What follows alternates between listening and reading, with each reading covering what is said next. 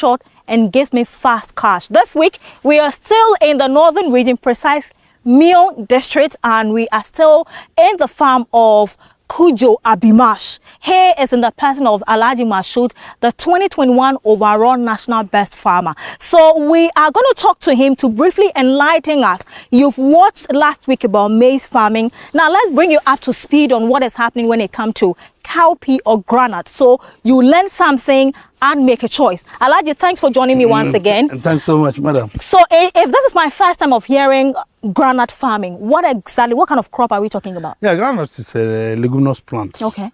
And the advantage of cropping it is that it fixes nitrogen back to the soil. Okay. So if you are doing crop rotation as a smallholder farmer, right, you can crop, for instance, if you have 10 acres of land, you can use 5 acres for granite, 5 acres for maize. Next year, you rotate them. Okay. Rotation here means you send or you cultivate the granite where you cultivated the maize last year, and then you bring the maize to where you cultivated the granite. Thank you. Okay. So if you do that, you see that the cost of your soil becomes very rich, and then you get a very good yield on the maize farm. What kind of land do we go and use for cultivating this?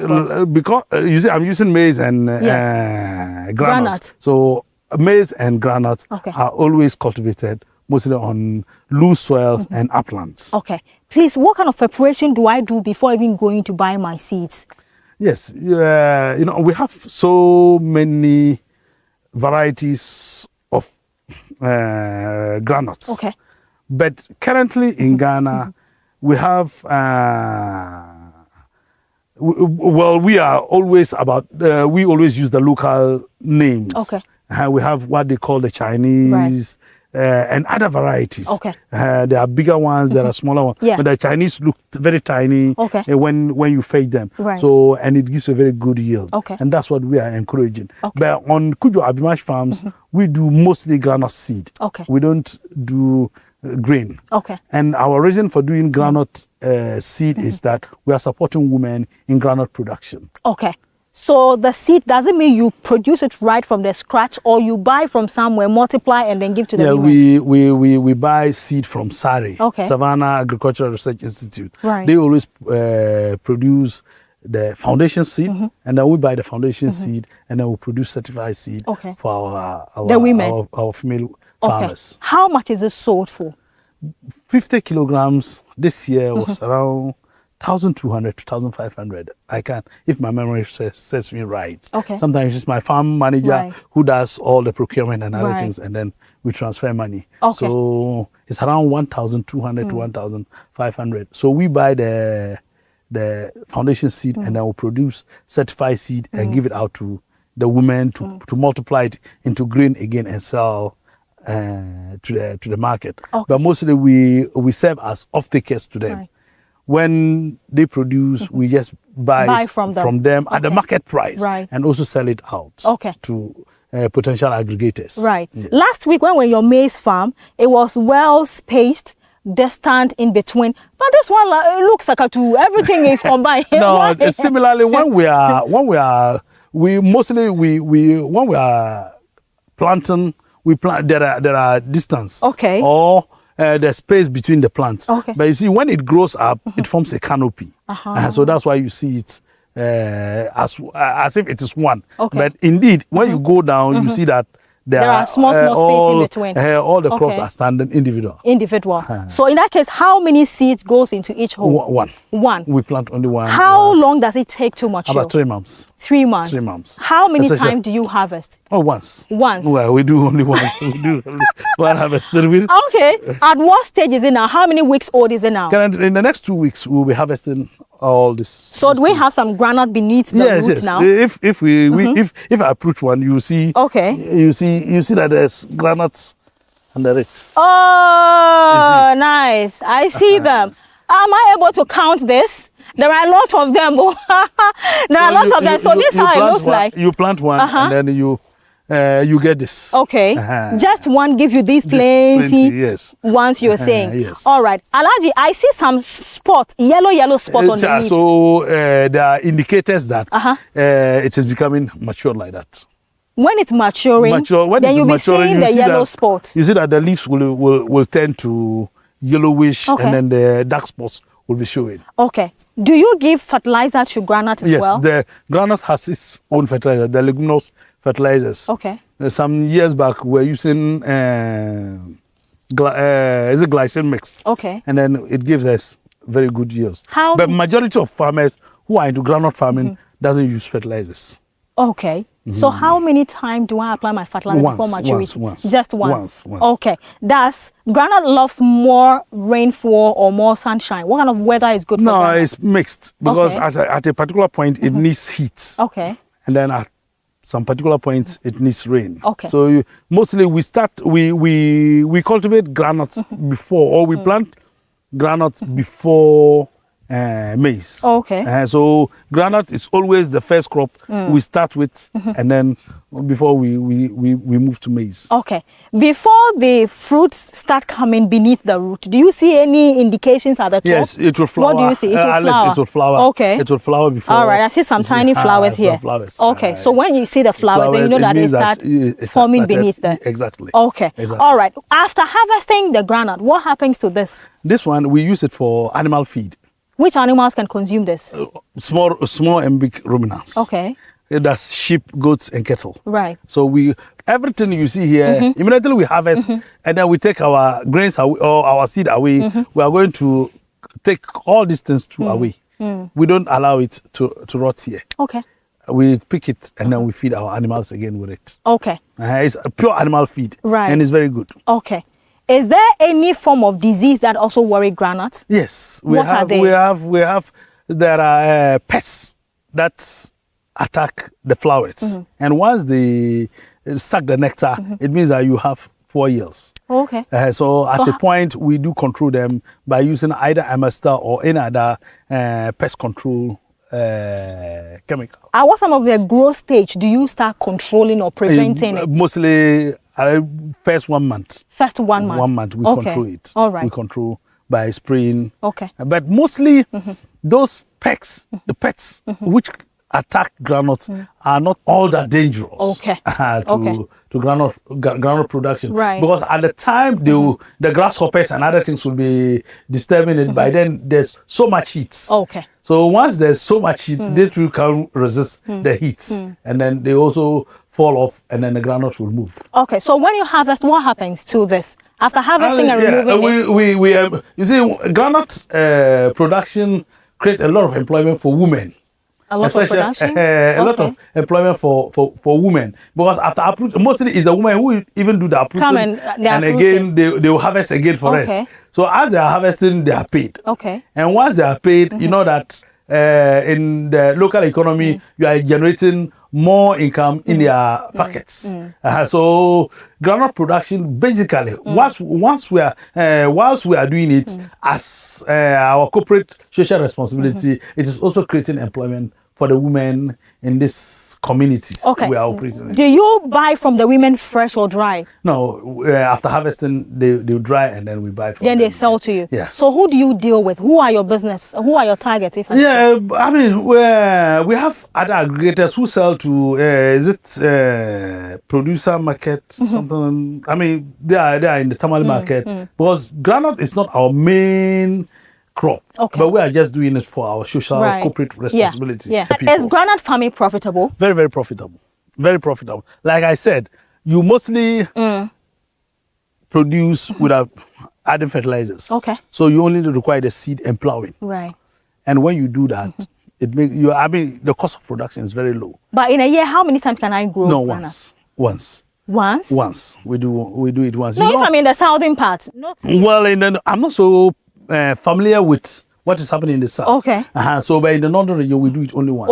Only once. Okay. Between April to August, and then we are done with groundnut. So by the close of this this month, you see us harvesting. It is gone. It's gone. Okay, so how many acres do we find ourselves in now? Oh, we are just producing the seed, about 4 acres of seed. 4. Okay. Yes. All right. So in case a startup farmer wants to go into groundnut farming, how much minimum do you think I would be able?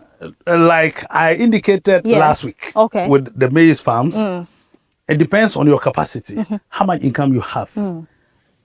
And then you target. Okay. Either you are doing 1 acre, Right. 2 acres, 3 acres, or 4 acres, or 10 acres.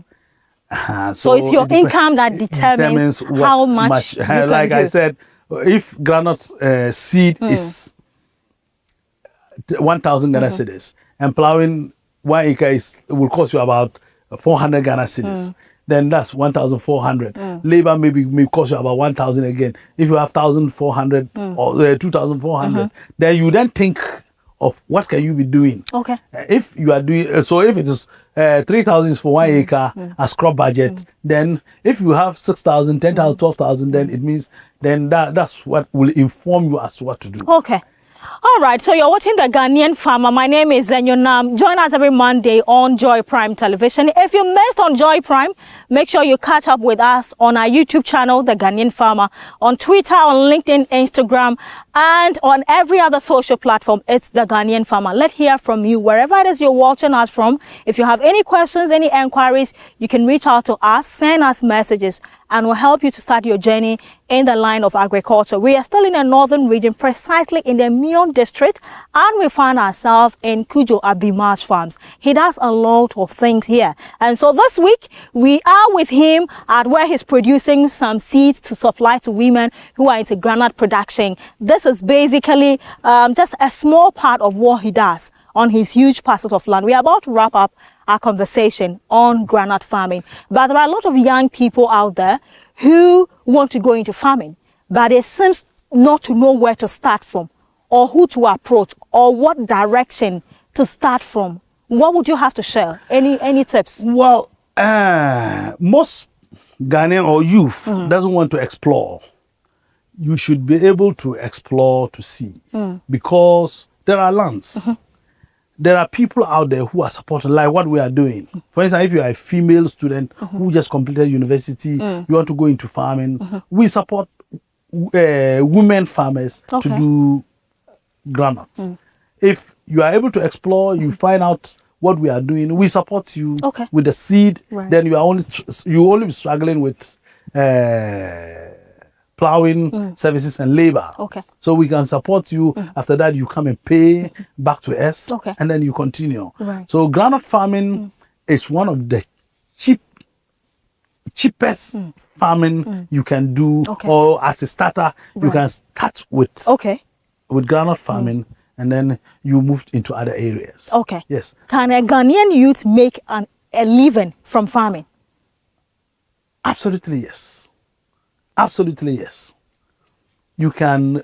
Well, I don't do anything apart from farming. Okay. And I'm living. You are a full-time farmer. Full-time farmer. Okay. I don't do anything apart from farming. Right. So why will I discourage somebody, or why will I tell somebody that you can live on farming? Meanwhile, I'm living on it. Okay. My family, everybody is living on that, and I mean, we're creating impact. Okay. If we're not making profit, I don't think we even think of supporting women without even making profit, especially with regards to groundnut farming. How do you deal with the issues of inputs? Because input from fertilizer to seed to other few things here and there. How do you deal with the inconsistent, especially the price fluctuation? How do you deal with it? We always see farming as business. Okay. So any business is going through our farming, the farms too must also go through that.